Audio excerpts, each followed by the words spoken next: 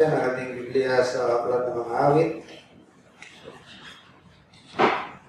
Book of Psalms 73. Hindi po lahat ng nasa sa Aklat ng mga Awit. Although this is primarily ascribed or attributed to David, itong Book of Psalms. Pero alam ko naman po natin na hindi po lahat ng nasa Psalms sulat ni David. Marami dyan sulat ng ibang mga composers like Asaph. Si Moses, meron din po na-contribute dito si Moses. No? So meron pong ilang mga songs dito. Kasi collection to ng mga awit. Mga collection. No? Maraming mga awit na pinagsama-sama. Actually, this is their songbook. No? So tayo meron Baptist hymns. Ang mga Israelites, meron din silang songbook. Ito ngayon, itong Book of Psalms. Sayang, hindi na-record yung tono. No? Hindi na-record yung tono nitong Book of Psalms. I can just imagine no, yung pasyon. Kung katulad sana ng pasyon, ay salin-salin. No? Kasi ang pasyon, biruin nyo, ilang sali na ng henerasyon, hindi nakukover ng tono, no? Pero itong Psalm, kung ito yung salin sana, no? Maganda pong makakuha natin yung tono nila. So ito yung talagang literal mga awitin. Awitin na pagpapasalamat, awitin ng paghahayag ng mga salobin, paghahayag ng mga kabigatan, hinaing. Yan. Ito pong Psalm 73.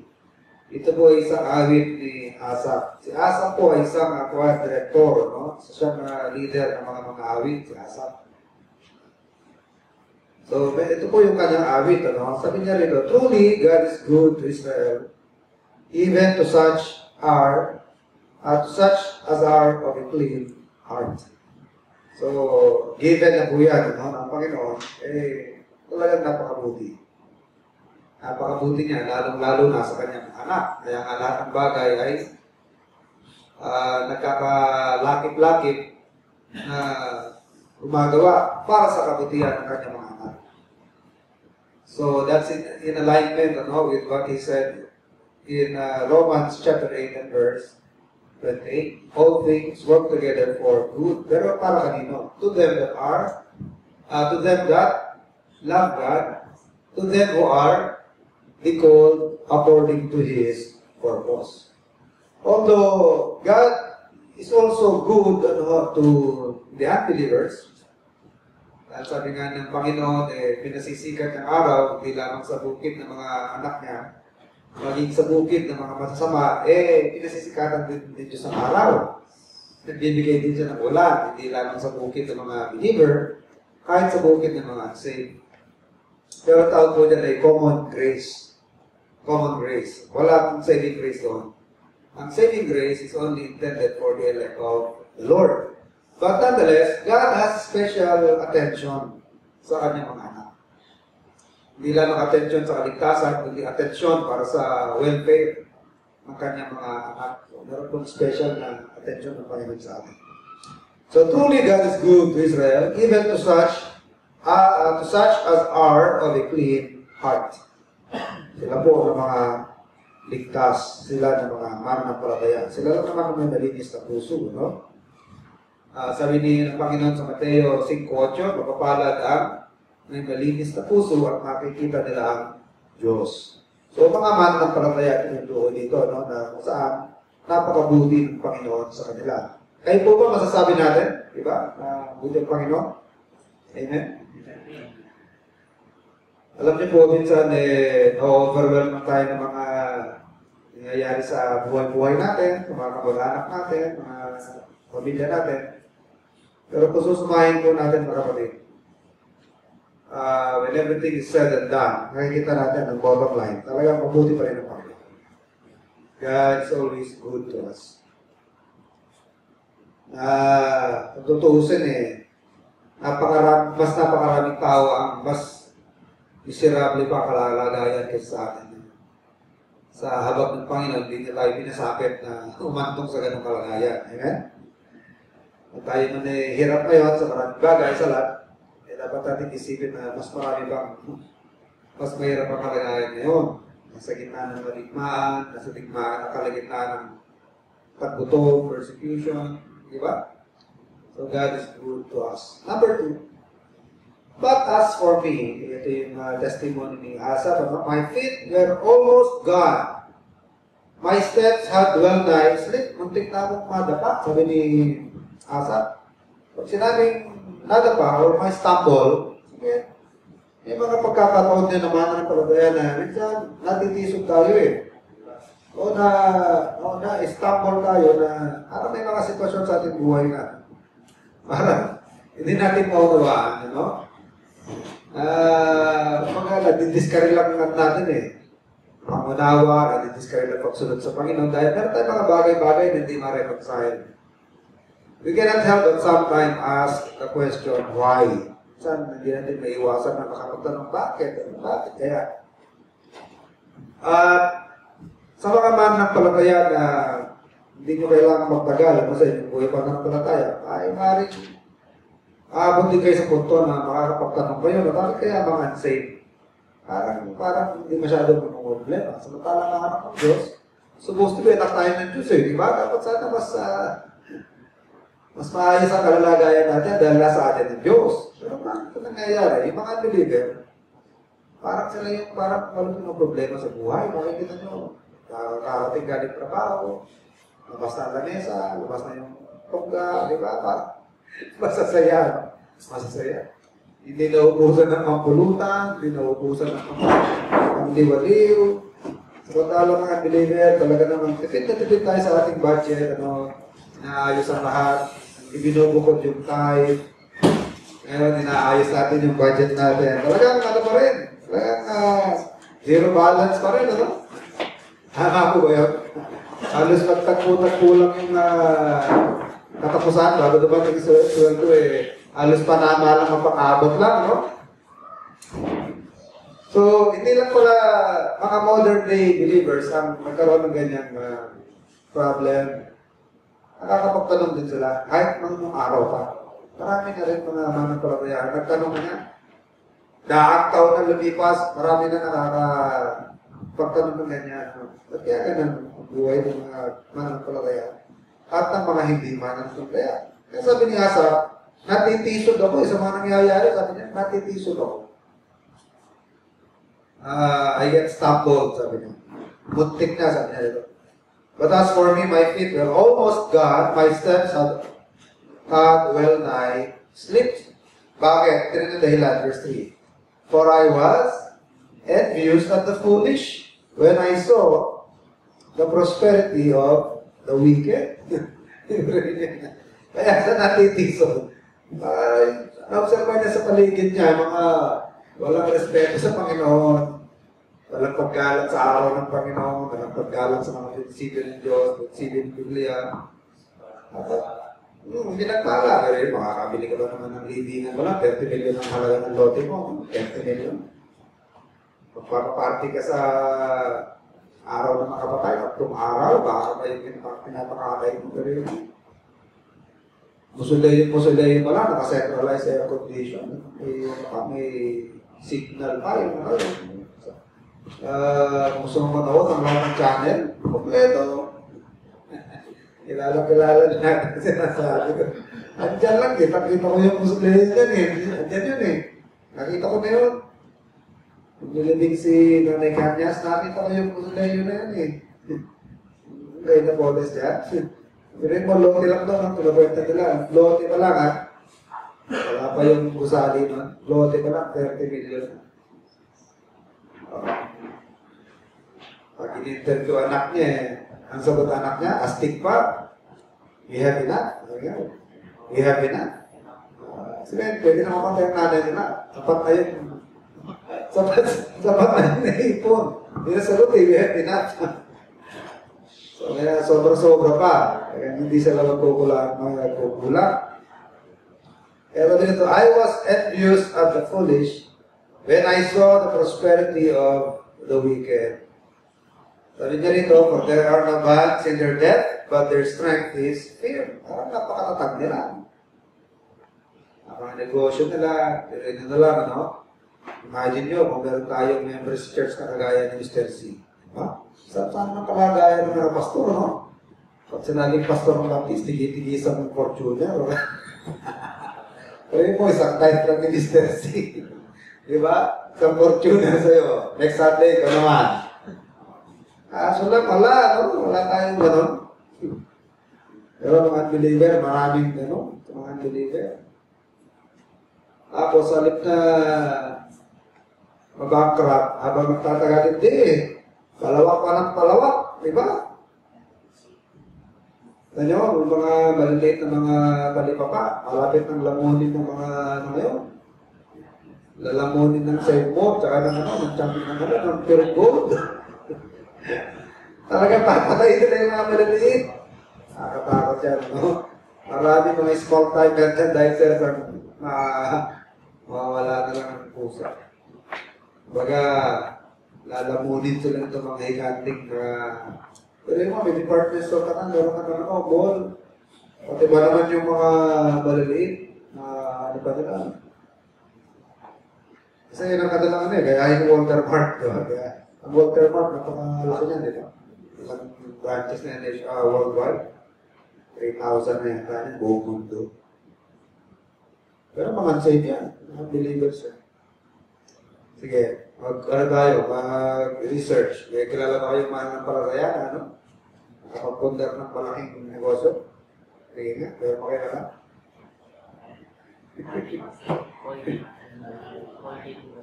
Ayan ngayon. Mananampalataya pa rin ba mga pumalit ko? So wala, ano? Ayan. Kaya sabi nito, they are fear, but their strength is fear. 5, they are not in trouble as other men. Hindi sila napapagaba. Sige, wala silang mga ino-worry na bukas. Ano ba yan? Napuputulan na tayo. Wala silang ano? O yung anak mo, hindi na makapag-test kasi hindi ba yan? Hindi makakapag-exam. Hindi ba may mga ganyan? Pag hindi ka nakabayad sa school, hindi pa examine yung anak mo. Meron mga ganun ngayon. Wala silang mga worries. O, magkukulehin ulit bata. Ano? Makakapagpakakulehin ba yan? Sabi nito, they are not in trouble as other men. Neither are they plagued like other men. Wala silang mga sakit ng ulo, wala silang mga inaalala, no? Dahil sagana sila, bastante. Verse 6, therefore, anong malaging result sa kanila? Therefore, pride compasseth them about as a chain. Violence covered them as a garment. Yan, kitang-kita ko yung kayang patungan, no? Yung violence na yan. Yan sa yaman nila. They're filled with pride. Parang ano na para silang Diyos. They play God, di ba? They play God. They can take life at will. Di ba Diyos lang may karapatan kumuha ng buhay? Pero kinuha nila lang yung ganong role. Nangingitin sila ng buhay at will kung gugustuhin nila. Nalalay yung nangyari, di ba? Di ba na-solve yan? Although nakakulong na sila, pero hindi pa rin pababasahan dahil yung mga witness, nag-inuunti-unti din na lang mga witness. Isa na lang natin ka ng witness Yan mga powerful yung mga yan. Nasa loob pero nakakagalaw. Mga galamay nila. Lahat ng witness, hindi isa-isa nila. Hindi lalo mahaba ang ano. Lalo mahaba ng mahaba.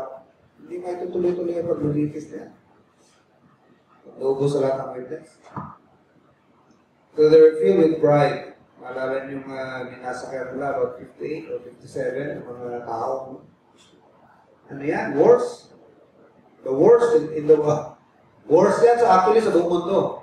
Crime against journalists. Sa history ng journalism, yan na yung pinaka-wars na nangyari na sa mga journalists. Sa buong mundo, talo pa niyan yung mga nangyari sa gera. Nangyari din sa Iraq. Baliwala yan, only in the Philippines. Alam nyo, if you're looking for the best, best in the Philippines. If you're looking for the worst, dito na rin. Sikat na sikat yung Titanic, pero wala yan sa Pilipinas. Titanic niya. Ano sinabi nito Doña Paz? Doña Paz. Oh, walang iceberg, ha? Ano yun? Yung Doña Paz tsaka Sulpicio rin, ha? Sulpicio and Doña Paz. Ilan na namatay doon? 2,000. Ano, Titanic, 1.5 lang namatay dyan. Walang sinabi sa matinding nangyayari sa Pilipinas. Ano? So, grabe, kasamaan, ang pride ng tao. Kaya sabi nito, therefore, pride compasseth them about as a chain. Violence covereth them as a garment. Verse 7, their eyes stand out with fatness. So, mga idiom ito, no? Sige, sila'y prosperous. Their eyes stand out with fatness. They have more than heart could wish. Ano ba naginigin ng puso nila, magustuhan nila, makukuha nila, sobra pa. Kaya they have more than heart could wish. Kaso lang, verse 8, ano sabi? Verse 8, they are corrupt. Yan ang problema, no? They are corrupt. Hindi naman ito corrupt na kurakot, pero yung kanilang pagkatao talaga corrupt, no? And speak wickedly concerning oppression. They speak loftily. Ayun, nila. Hindi naman kami nagpapahirap ng tao eh. Ganyan, no? So they speak loftily and they speak wickedly concerning oppression. Actually, hindi nila na-realize na nagdala ng yaman sa kanila yung mga ordinaryong tao. Yung mga nagkwento sa akin, alam niyo po ba kinikita ng kung bakit kinikita ng SM? Hindi lang naman sa mga goods na nabibenta. Napaka-wise talaga, napaka-galing na marketing. So, advertising. Malaking kinikita nila sa advertising. Mag-post ka lang ng item mo sa grocery doon. Yan, ka sa grocery. Mag-post ka na isang item mo doon, may bayad yun. May bayad yun. Hindi lang sa kanila kumikita doon sa nagre-rent, hindi lang doon sa mga items sa kanila nila. Hindi, sa advertising. Lagay ka ng mga produkto mo na lalagay mo ng maliit na pangalan doon, o malaking pangalan, o tarpaulin. Kaya nakita niyo mo. Oo, bukod pa yun. Ngayon, yung mga worker nila, paano magtrabaho? Diba? Kailangan consistent creator ka dyan. Morning, ma'am. Meron daw, grabe yung pagka-train sa kanya. Kahit nadapa na eh. Good morning, ma'am. Ganun pa rin. Pumislide na eh. Good morning. Grabe yung pagka-train. Bawal po. Kaya marami sa kanila, mga binabarikos. Yung iba, pag sales lady ka, bawal po. Nag-uwi ka ba? Ibagago ka nakatayo. Diba? 8 to 10 hours ka nakatayo. Uwi ka ba? Yung mangyayari sa baka mo, hindi lalabasan ng mga ugat niya. Ito mga sales lady, di ba? Pero tanong, paano sila compensated? Di ba? Sometimes below minimum pa. Pag small time ka lang na meron ako makakakilala na nagdadala ng items yan eh. Sapatos din yan. Ang tagal nila bayaran. Ang tagal. Oo, bayaran ka ng cheque, pero ang tagal, grabe. Wala na yung PC mo, maliit ka lang. Small time ka lang, mga nabenta na nila, napaikot na nila yung pera. Ang tagal pa nila bago ka bayaran. So, yayaman na yan. Pero kung makapakapi, no? Makapakapi sa kapong. Discount nila. Pinababaan nila. Oo, bababa pa, grabe pa. Halos hindi ka napakikitain. Oo, tagal nila bayaran. Kaya, oppressive sila. Masama, they speak wickedly concerning oppression. Wala na kami nakabyado. And they speak loftily. 9. They set their mouth against the heavens and their tongue walketh through the earth. So marami sa mga yan, parang hindi nila kailangan ng Diyos, no? They speak. They set their mouth against the heavens. Kung magsalita yung mga yan, hindi pwede lahat iaasa mo sa Diyos. Pwede sila magsalita. Totoo yun. Pero wag naman sa tono na parang hindi mo na kailangan ng Diyos. Pag naringgan mo yung mga yan, kaya ako masensyo, nagsikap ako, kaya ako nagkaganito, dahil sa tiyaga, dahil sa sipag. Maganda yung mga sinasabi nilang katangian eh. Pero ang tono nila parang walang itulong ng Diyos. Parang lahat sa kanila nakadumipende kaya nagkaganon, no? That is why they set their mouth against the heavens and their tongue walketh through the earth. Verse 10, therefore, his people return hither, and waters of a full cup are run out to them. And they say, how doth God know? Ito pa yung, ito pa yung masaklap niyan, no? Yung mga violent sila, verse 10, no? And waters of a full cup are run out to them. They're known for being violent. Meron sila mga minsan karabat na negosyo. Minsan, some of them would resort to maitim na mga sa mga maitim na mamamaraan. Diba, kahit sa negosyo may nagkakapatayan. Negosyo lang, magkakariban lang sa hanap buhay. Diba? Minsan nagkakapatayan. Kaya ano nga ngayon ang posisyon sa gobyerno talagang yun. Matayan din Matayan. Talagang livelihood na talaga Sino yung loko-loko yung, magkano sahod ng mayor? Magkano sahod ng mayor? Magkano sahod ng senador? Magkano sahod ng presidente? Sabi mo na 100,000 ang sahod ng presidente. Gaano na yung sahod ng mayor? Pero bakit kung gumastos sila? Sa kampanya, aabot ng 30 million. Sa buong term nila, let's say 6 years ang term nila, i-multiply nyo yung sahod nila, pagpalagay mo 50 million, aabot pa yun ng 30 million. Pero bakit willing sila, isugal yung 30 million lang, di ba? Kundi nila naiisip na may return of investment, 100-fold ang balik niya. Kung makapagsalita dahil public servant, public service, ubos ka ng 30 million. Kaya nagkikipagpatayan nyo ba dyan Patayan niya. Nagamit ng ng violence, black propaganda, kaninira. Si Dueñas, hindi manalo na, kapag gawin niya dinali siya. Dinali na black propaganda At hindi ng talap ng black propaganda sa kanya Hindi talaga mubra. Hindi siya mubra. Binunggo niya, mga drug lord Binunggo niya sa mga drug lord. Mahirap palaban. As I said, therefore, his people return hither, and waters of full cup are run out to them. So these people are violent.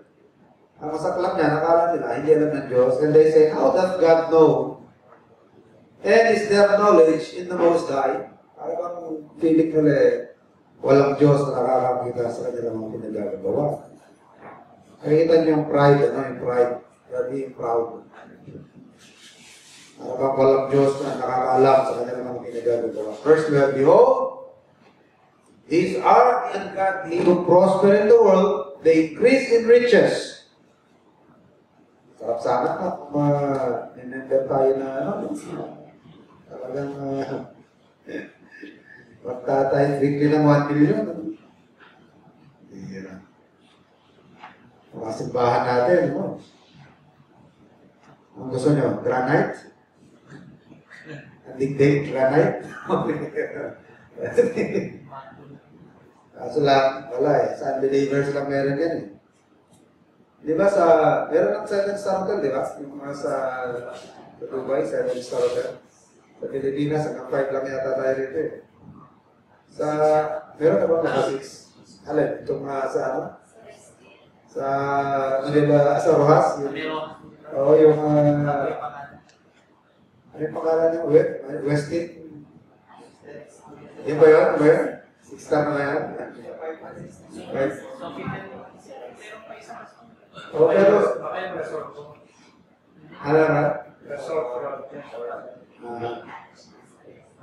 pero meron lang umabot ng 7. Pero alam niyo po ba sa gano'n ka dyan, nag-check-in yan sa tinira yan sa Dubai. Doorknob yung sa Griego lang Gold Mayroon pag-check-in ng Pilipino, baka maubos na. Maubos na. Mahirap ang Pilipino pastor, mga tutok to. Ah? Nakapasok na doon. Oh, grabe. Ano? Hindi ng mga, ano na, grabe. So, behold, these are the ungodly who prosper in the world. They increase in riches. Payaman sila ng payaman. 13, verily, I have cleansed my heart in vain. Sabi tuloy ni Asaph. Ako nag-ingat-ingat sa sarili ko, iwas sa kasalanan, pero hindi naman nagpo-prosper. Ang mga wicked, walang respeto sa Diyos, walang respeto sa prinsipyo ng Diyos. Sila yung nagpo-prosper. Parang saysay yata ito.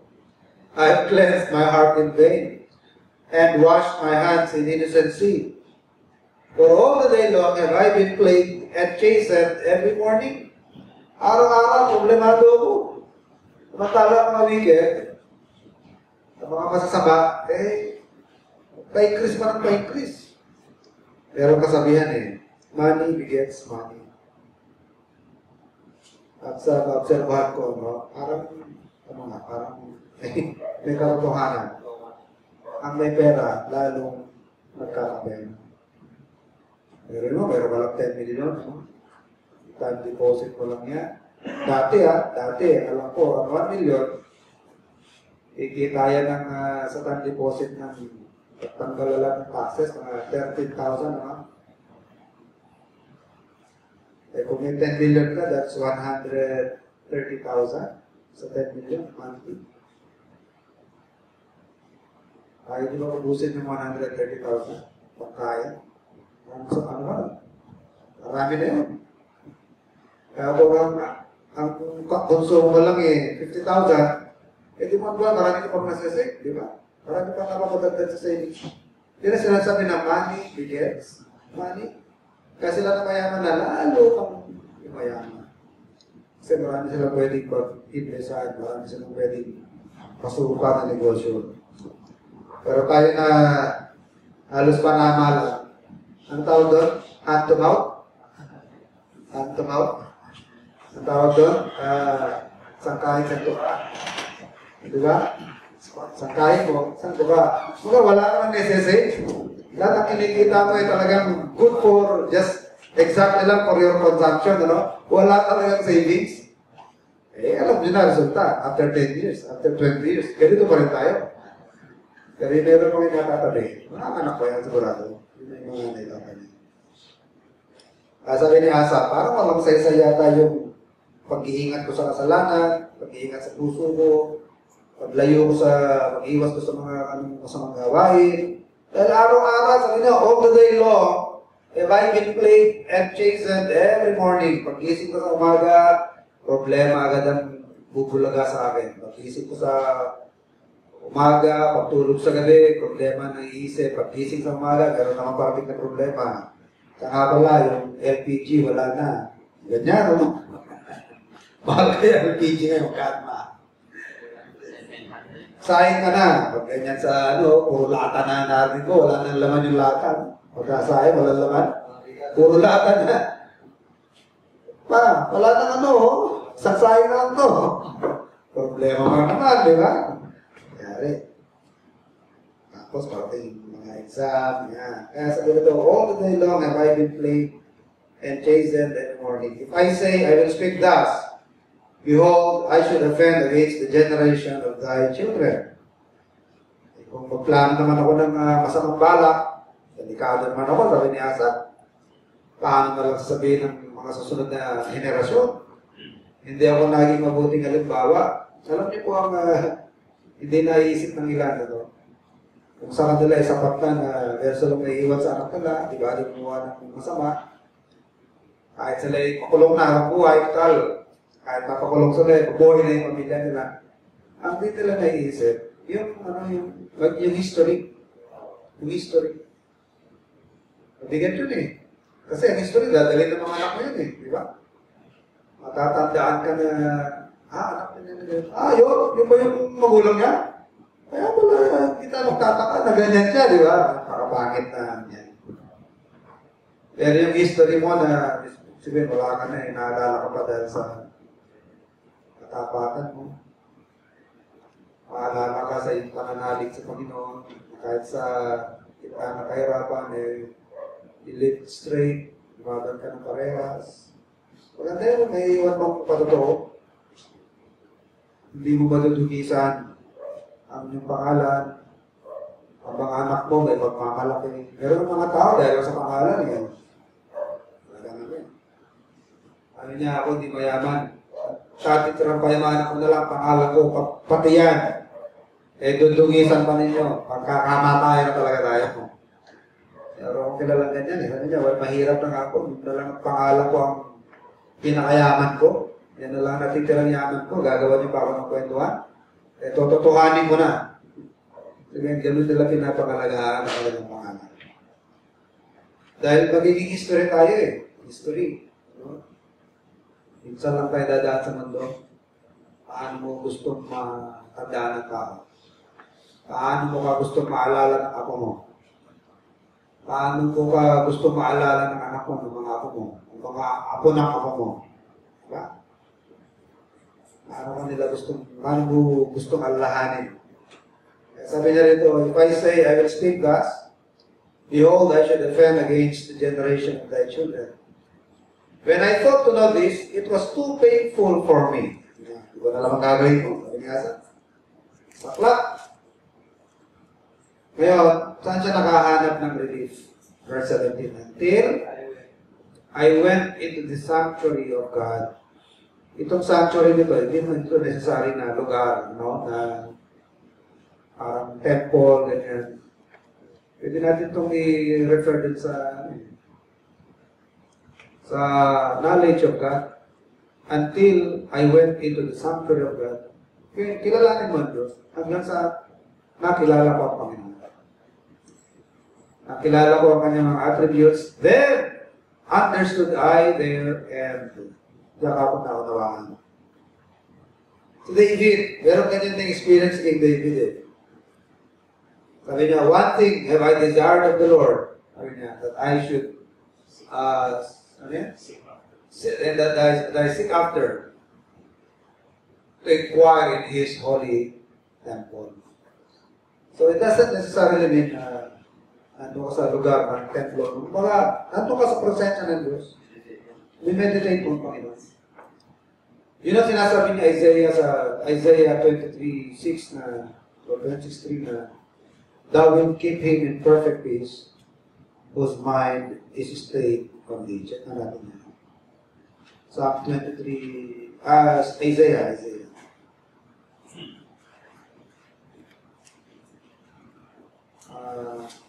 Hindi ko lang mabalitan ko kung 26:3 o 23:6.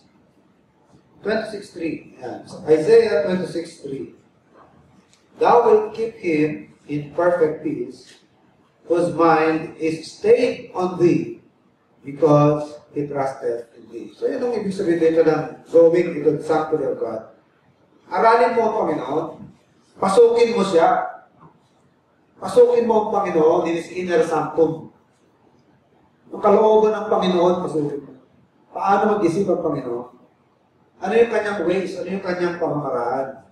Kaya parati mong minimeditate ng Diyos, yun. Doon ka makakahanap ng peace.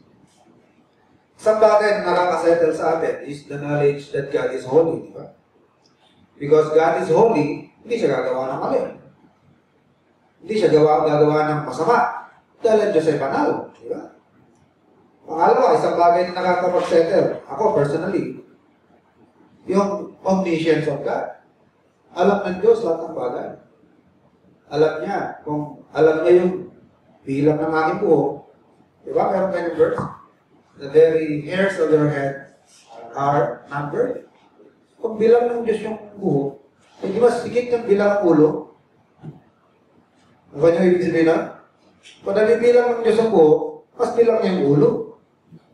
Dahil mas marami ang buhok kaysa sa ulo. Kaya kung nabibilang niya yung buhok, mas bilang na bilang niya yung ulo. Ibig sabihin, kung alam ng Diyos ang detalye na maliliit, gaano pa yung affairs ng buhay ko hindi man-notice ng Diyos. God knows everything. Sabi nga niya, not one sparrow falleth to the ground without your God's knowledge, without the Father's knowledge. Pati ba naman sparrow ang Diyos interested? Eh kung ang Diyos interested, kahit sa kalit-liit ang maya o ibon, eh gaano pa kaya ang pagpapahalaga ng Diyos sa tao o sa buhay ng tao?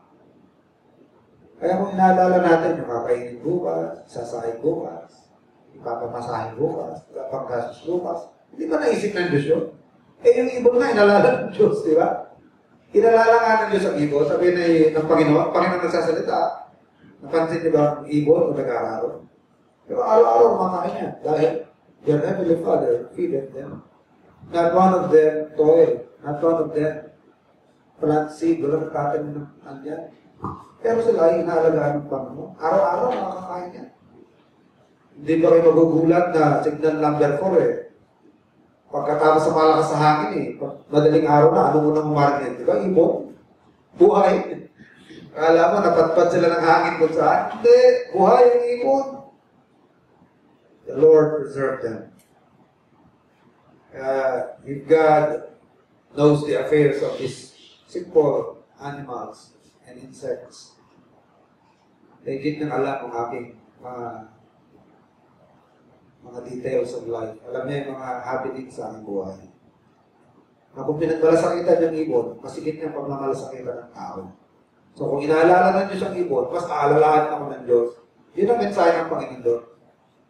Kung inaalala ng Diyos ang ibon, mas aalalahan ako ng Diyos dahil may tao. Lalo pa kay tao na Kristiyano, anak ako ng Diyos. So if you know those things, that will settle our hearts, that will settle our minds. Sabi niya rito, until I went into the sanctuary of God, then understood I their end or their purposes. Tsaka ako naunawaan ang mga layunin. Tsaka ako naunawaan sila ng end dyan, ay yung mga layunin ng Panginoon. Isang layunin ng Panginoon para mag-create sa akin ng patience. Diba? Isang layunin ng Panginoon para mag-create sa akin ng humility. Kailan natututunan ng humility? Kaya nga, di ba pag down? Tama? Doon natututunan ng humility pag tayo down. Mahirap matutunan yan. Mahirap. We get to know and understand humility kapag tayo po ay nasa ibaba, nasa langit. Kaya kung gusto po natin matutunan yan, mag-abang tayo na idadaw tayo ng Panginoon. Idadaw tayo ng Panginoon. Then, we will understand humility. Gusto nyo manawa ng patience kung paano dumarating? Sigurito yung interesado. Parang kinakabahan nila. You want to learn more about patience? The answer is James 1, verse 3. Ang sagot. Count it all joy when you fall into diverse temptations or trials. Knowing that the trials of your faith worketh what? Patience. So may mga layunin ng Panginoon, Hindi yan kapritsyo. Ang Diyos hindi kaprityoso na kung ano lang maisip. Type ko, pahirapan ito ngayon. Ganun lang, kapritsyo. Gusto ko paglaruan itong si Dave. Gusto ko paglaruan siya ngayon. Kapritsyo yun. Hindi ho ganun ng Panginoon. Sa lahat ng kanyang ginagawa, meron siyang matalinong kadahilanan. So, sabi niya rito, until I went into the sanctuary of God, then understood I there, and tsaka ako naunawaan. Kung gusto po natin tayo magkaroon ng calm, katahimikan, sa ating puso, sa ating damdamin, meditate on God. Isaiah 26:3. Thou will keep him in perfect peace, whose mind is stayed on thee, because he trusted in thee. Kahit na nasa gitna kayo ng pagkagipit-gipit na sitwasyon, never ever doubt God. Huwag yung kailanman pagdudahan ng Diyos. Don't ever doubt His care. Don't ever doubt His love. Kahit si Daniel, inihagis na sa gitna ng mga leon. Hindi niya pinagdudahan yan. Kahit na sinisilaban na, pinapakain na sila sa mga bangis na hayop. Hindi nila pinagdudahan ng mga alaga at pagmamahal ng Panginoon. So sana hindi natin i-entertain yung ganyan mga thoughts, ano? It happened with Asa. Masalamat nga tayo eh. Meron tayo nababasang Asap eh. Si Asap kaya meron nababasa na, ano? Pero siguro si Job, ano? Si Job. So, pamarisan natin si Job. Si Job eh, wala eh. Wala pa siguro mangyaring gano'n, nakagaya kay Job, pero nalampasan niya. Dapat mas malakas tayo kay Job, di ba? Sa mga sabi rin sa atin, bakit? May pagkukumparahan na tayo. May pagpaparisan ka na eh. Eh, sa ganung dinana si Job, nalampasan niya eh. Yung pakayang tayo eh, kung ano lang naman ang mga inaalala natin. Hindi naman ganun katindi. Eh, kay Job, grabe. Pero nalampasan niya. Dapat mas malakas pa tayo kay Job. So, study God. No? Meditate on God. Ngayon, kung kulang mo sa mga wicked, ganun na mangyayari. 18. Surely, thou didst set them in slippery places. Thou castest them down into destruction. Huwag natin kaingitan. Kasi yung mga pinag-aaralan nating wicked kanina, napaka-strong, napaka-firm. Wala rin naman eh. Ano, yung mga nagpasasa, ano nangyari? May nagpakamatay. Marami na wheelchair. Pag hindi na hospital arrest, na house arrest, di ba? Grabe mga naging ending nila. Mga nasira pangalan. How are they brought into desolation as in a moment? They are utterly consumed with terrors as a dream when one awaketh. So, O Lord, when thou awakest, thou shalt despise their image. Thus my heart was grieved, and I was pricked in my reins. So foolish was I and ignorant I was as a beast before thee. Nevertheless, I am continually with thee. Thou hast holden me by the right hand. Thou shalt guide me with thy counsel, and afterward send me to glory. Whom have I in heaven but thee, and there is none upon earth that I desire but beside thee. My flesh and my heart faileth, but God is the strength of my heart and my portion forever. For lo, they that are far from thee shall perish. Thou hast destroyed all them that go a-whoring from thee. But it is good for me to draw near to God. I have put my trust in the Lord God, that I may declare all thy works. Diba ang gandang i-testify yan sa mga anak natin, mga apo? Mga anak, araw. Ganto, dinahanap ko. Ganto, natutokso na akong gawin itong bagay na ito, pero naalala ko ang Diyos. Pero ang paninindigan ko, ganito naman ang pinalit ng Panginoon. Diba ang ganda i-kwento sa mga anak natin? Pero kung yung kabaligtaan, nahihirap. Pangit. Bad testimony. Sana ba, yung sinasabi dito ni Asaph, ano? The Lord is my portion. Anong verse 26, my flesh and my heart faileth, but God is the strength of my heart and my portion forever. Yan na natin na wala tayong portion sa mundo ito. Hindi man tayo nakapagpay ng maraming bagay sa mundo ito. Sapat na God is my portion. Amen? God is my portion. Ang Diyos naman ang napagtigo. Diba? Ang ganda niya. Ang ganda niya ang Diyos ang napagtigo. Hindi ka nga nakaparte sa yaman ng langis ng mundo. Hindi ka nga nakaparte sa yaman ng mga kung ano itong yaman na meron. Ano? Pero maraming tao, yun lang ang namana nila. Pero walang Diyos na namana. Pero ang nasa sa atin, ang Diyos. At dahil nasa atin ang Diyos, ang sumatotal, atin din lahat yun. Atin din lahat yun. Alam mo yung song na God owns the cattle on 1,000 hills, the wealth in every mine. God owns the rivers and the rocks and hills, the sun and stars that shine. Wonderful riches more than tongue can tell. He is my Father, so they're mine as well. Alam ko yung kwento ng isang proud, ano?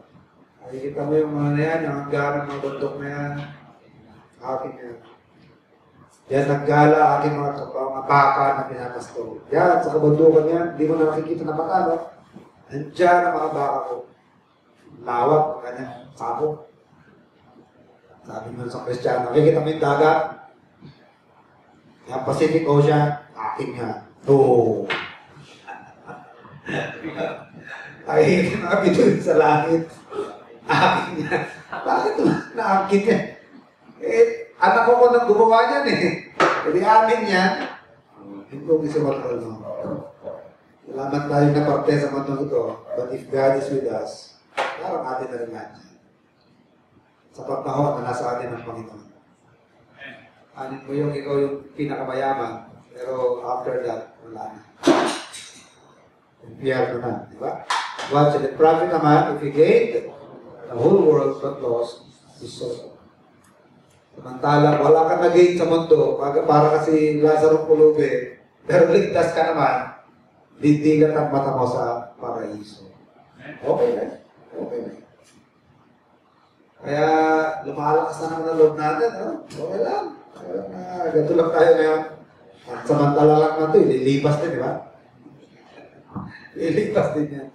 Pagdating sa langit, wala nang mahirap doon. Amen? Wala nang mahirap doon. Okay, tayo tumayo at tayo magbukas sa ating panalangin. Aming dakilang Diyos at mapagpala at mahabaging Ama, salamat po sa mga kaliwang pinagkakalog dito sa lupa. Salamat na sa palaala na minsan may hindi nakatangaya ng mga nakikita sa paligid. Patawad po Ama na kami po yung nadadalaan. Patawad ng may pinanghihinaan. Patawad Ama na nakakalimutan namin kung ano talaga may amasan ng harapan, kung anong tunay namin kalagayan at relasyon. Sana po Ama ito'y higit na bigay sa amin naman ang hamon. Higit na lalo kayong mahalin, ibigin ng pagtikuran at magsilbing patotoo Ama na hindi lang namin kayo pinaglilikuran dahil sa binibigay nyo.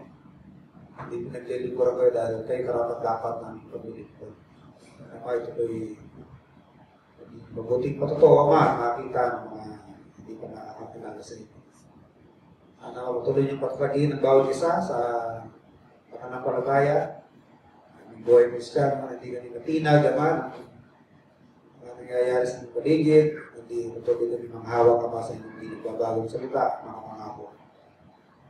At dalangin Ama, mga request ng mga kapatid na nabanggit sa labing ito, na katapin po Ama, mga kailangan at mga kabigatan ng bawat isa, mga concerns, mga burdens. Sana po kami na rin po Ama ng kaaliwan ng bawat isa amin sa mga panahon na we are very low at mga kailangan pa na inyong upliftment. Pray po, O God, for those who are sick among us, ay kabagat na rin po Ama ang mga kalusugan ng mga kasunod namin. At salamat sa maghapon naman na inyong kondisyon. At naway ko palagi po ang aming pamahinga sa labing ito at binabalik aming malakas. Nandito po ang mga isipan at katawan sa mga gawain bukas. At po Ama yung dalangin sa ngalan ng Panginoon Jesus. Amen.